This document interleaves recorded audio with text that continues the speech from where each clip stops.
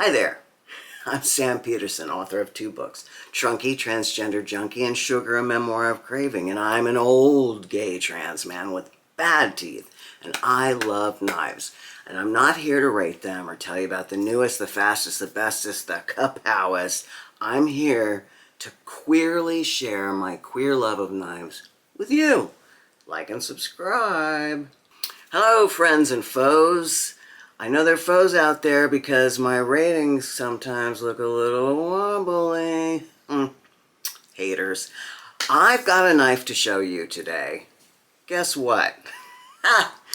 I sold 6 knives for this one bad boy.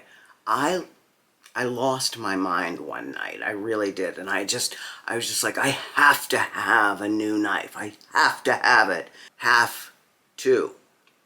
I was in the throes of this absolute knife insanity. Have you ever had that? Like, against all your good ideas, your better nature, your conscience, and your checkbook, you have this itch to buy a blade. And you cannot scratch without buying a blade. And so I did. All that hubbub and chaos for this.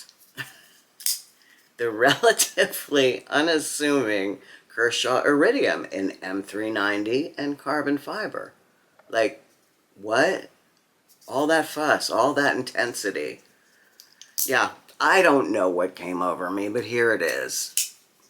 This is the knife I had to have. It is a really classy, classic, beautiful knife. And that blade, oh my gosh, look at the lines of this blade. Can you see them? Oh my God, stunning. So like aerodynamic, almost spear point, wouldn't you say? I'm not a tactical knife guy, but this knife is a killer. It's quite elegant, very neutral, clean lines, very sleek. Since many of my knives run towards a rather wide blade, the Iridium is a real standout for me. It really, it's quite different than many of my latest knives.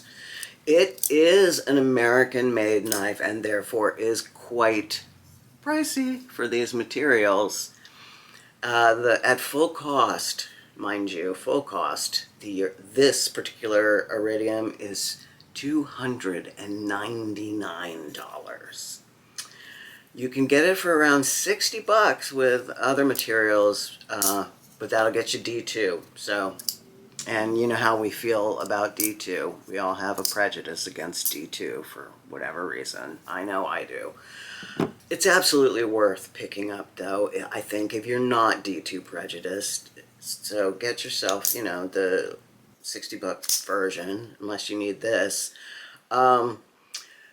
I wanted this version. I really wanted this version, and this one has a little clever red anodized bits of back spacer and lanyard hole, which I enjoy. I confess to a little buyer's remorse. There are so many knives out there that I want around the price that I got this for. But that insanity I was referring to earlier won out. It will do that sometimes. And really, I'm not harboring any regrets. It's a fan-fucking-tastic knife. Look at this beauty. Behold, the carbon fiber is solider than steel. Did you know that about carbon fiber? It's stronger than steel. I didn't know that. And this blade is sandwiched between 2 slabs of carbon fiber. And it's real CF, not that veneer shit that they put on cheaper knives to charge you an extra 10, 20 bucks. Also, can you believe how much some companies overcharge for Ultim? Unbelievable. They slap some Ultim, which is just another cheap plastic, I'm sure, and charge like $20, $30 more. Anyway, that's enough out of me. Back to a kind of reality. Just a good deal. The action is so smooth. I can, most importantly, backflip it. And that's kind of my thing. I'm fully enjoying this, and if sleek, well-built stabbers are your thing, then this baby is for you. It is really like a sophisticated criminal's work knife. Yes. Speaking of smooth criminals, and were we though? I got this for grins. It is the Boker Kalashnikov in pink with sprinkles. Pink sprinkles.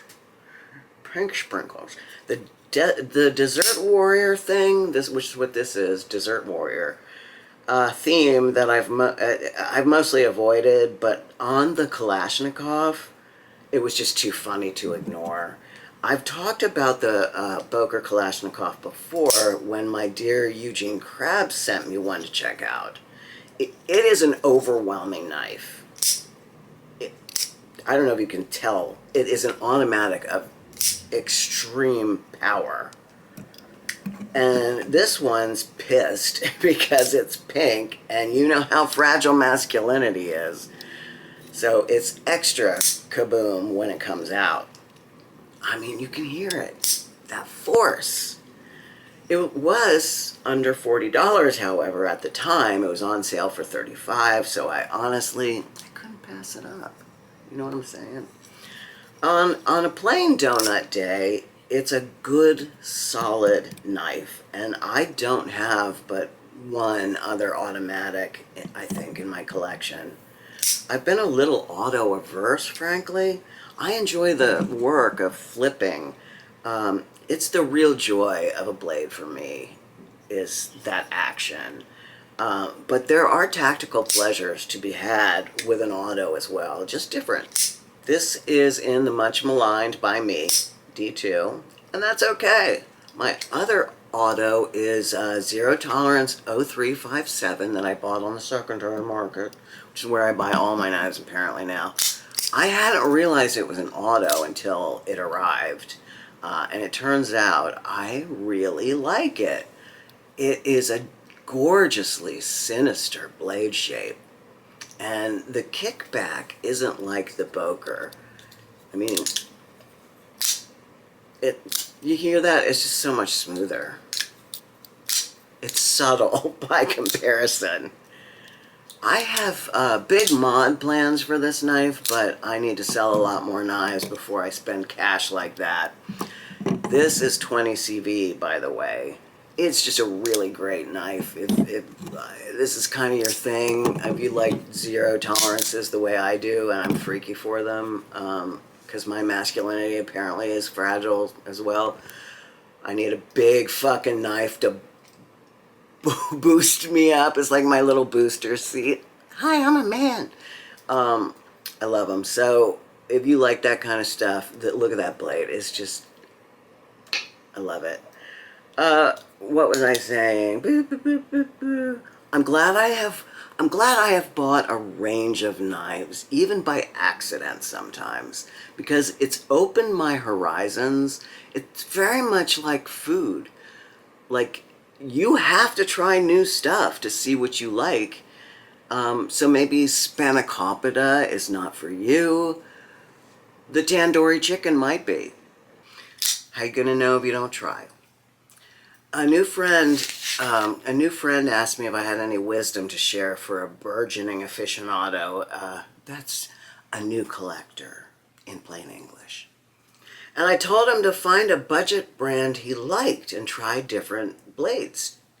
Then branch out to other budget blades, and once you have a bit of a taste for what you like, go get you something, good. I don't know if that was good advice or not, but I've got a tip for you. Stay out of my neighborhood after dark. Love you. See you in the future where we have jetpacks. Bye-bye. Yeah.